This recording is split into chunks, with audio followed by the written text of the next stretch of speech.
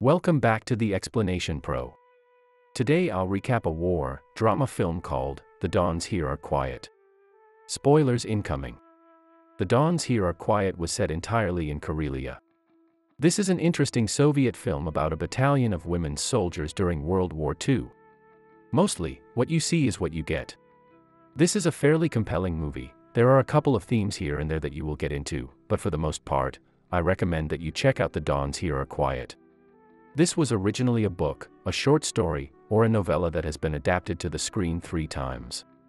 Then it was also made into a Chinese miniseries in the early or mid-2000s, and there's now a Russian film miniseries that was made again in 2015. Interesting that this is a popular story and well known in China as well as being quite famous in former Soviet areas. The said women in World War II were about serving in the Soviet army. In particular, they are gunners, anti-aircraft gunners who hypothetically wouldn't see direct combat, but in this movie, they do. Very interesting historical debates are ignited when thinking about women during Soviet Unions. Perhaps there are questions about how great or terrible a woman's life would have been. Like in the Soviet Union, in some ways, people might see women without some of the nice capitalist conveniences without the makeup. If you're familiar with the Ernst Lubitsch film, for instance, a Soviet woman sees a fancy hat in a store window, and she's restrained not to give in to the hat. The hat symbolizes some foolish capitalist yearnings, but at the end of the movie, love wins out, and she gets the hat. So we might think it's a dire existence with barren femininity. On the other hand, some statistics would suggest that maybe the Soviets were a little bit farther along women on the path to women's liberation than some people might realize. For instance, if you look at how many women were in the workforce and the labor force, well, much more than in the United States as a percentage, people might say. It's not good to be in the labor force, it just means that they're being coerced into working in factories, but it is worth noting the interesting kind of women's representation in the Soviet Union with women in some ways. As more first-class citizens of the society and beating out the United States in terms of labor force participation, but also things like military service, women in the army in the Soviet Union were a thing to some extent. Whereas in the United States, it wasn't, and it also shows that there were movies about it offering a very particular perspective on this, and specific movies showing the heroism of women on the front line celebrating that, to some extent, interesting. When you look at how the women are depicted in this movie, there are some subtle nuances. There are some lines, for instance, where people talk about how they invoke motherhood to some extent, and suggest that women are a precious asset because they're potential mothers. They shouldn't be out there on the front line, but look at the brave sacrifice they're making and what it's come to. This is another of the asterisks, and this complicated question of women in the Soviet Union is that the government had an interest in growing the population in many places. Also, women would feel the brunt of that to some extent, so in some countries, birth control is not widely accessible and such, almost for strategic reasons from the government. When we look at the labor force, the participation rate of women is a complicated discussion, but this movie is part of it, that's the point. The women in this movie are pretty strong characters. You get a cross-section, you get a bunch of different people from all over the Soviet Union to come together. Some of them are from nearby villages, some of them from the way in the Far East. It seems like they do a better job than the average American war movie that pulls together some, group of an assortment of Americans. Full of stock characters, this movie seems to go a little bit of a step further. If you're Russian, you might think these are some stereotypes. Not sure at first, I thought it'd be hard to kind of wrap my head around all the different characters and get to know who they were. But by the end of the movie, you more or less get things straight, and they end up being good, compelling characters. The base commander, a man, will call them out on regulations, and one of the women will quote the rule book, and it turns out that she knows the regulations even better than him in this kind of reversal. And such, but there are also ways in which they bend the rules or something like that, they make concessions.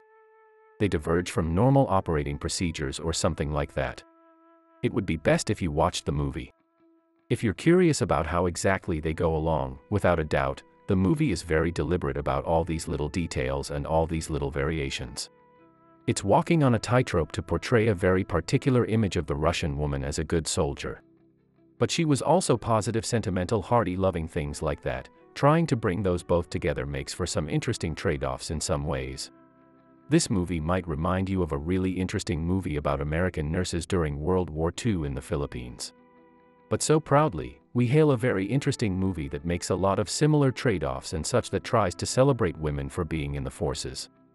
To some extent contends that it's a tragedy that such a thing is going on, that tries to portray these soldiers as very strong but feminine at the same time.